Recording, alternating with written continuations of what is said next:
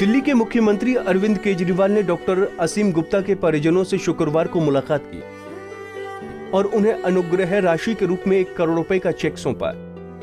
LNJP अस्पताल के doctor असीम गुप्ता की कोरोना के चलते मौत हो गई थी।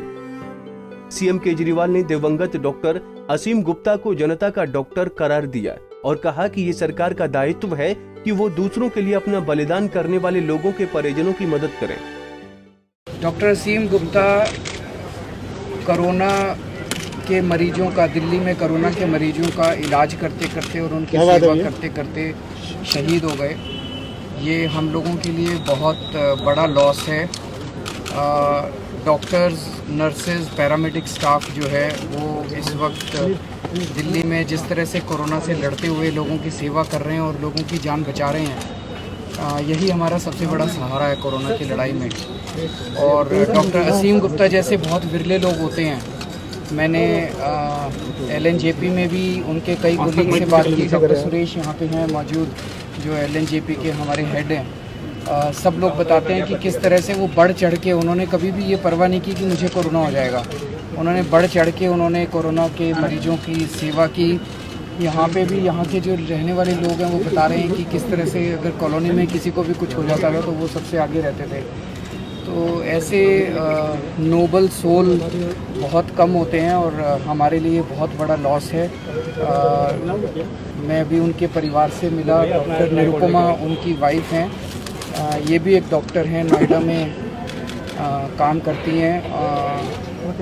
मेरा इनको यही कहना है कि अभी हमने जो 1 करोड़ रुपए का जो चेक दिया है वो बहुत छोटी राशि है। एक तरह से किसी की भी जान की कीमत नहीं होती, केवल एक तरह से उनको सम्मान देने वाली बात है। लेकिन इसके अलावा भी कभी भी परिवार को किसी भी तरह की कोई परेशानी होगी तो मैं भी हूँ, मैं इनके भाई की तरह हूँ। ये निसंकोच मुझे बता सकते हैं। डॉक्टर साहब तो मुझे यही कहते थे कि आप इस प्रोफेशन में हो, आपको तो ह्यूमन होना चाहिए। आप घर में तो बैठ नहीं सकते हो, आपको तो आगे आके पेशेंट्स को सर्व करना चाहिए, नेशन को सर्व करना चाहिए। हमेशा कहते थे। उन्होंने कभी इस काम से उन्होंने एक भी दिन छुट्टी नहीं ली, हमेशा काम में लगे रहे। कभी किसी बात से उन्होंने डरे नहीं। मुझे इस बात पर गर्व भी है। एक तरफ दुख है लेकिन इस बात का गर्व भी है कि मेरे हस्बैंड ने इस तरह से एक वॉरियर की तरह से इतना फाइट किया।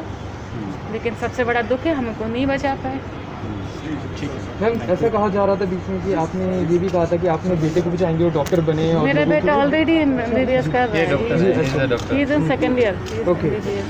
मुख्यमंत्री केजरीवाल ने कहा कि जनता के डॉक्टर को वापस लाने के लिए हम कुछ नहीं कर सकते, लेकिन हमारा दायित्व है कि हम उन लोगों के परिवारों की मदद करें जो हमारे लिए अपना जीवन बलिदान कर रहे हैं।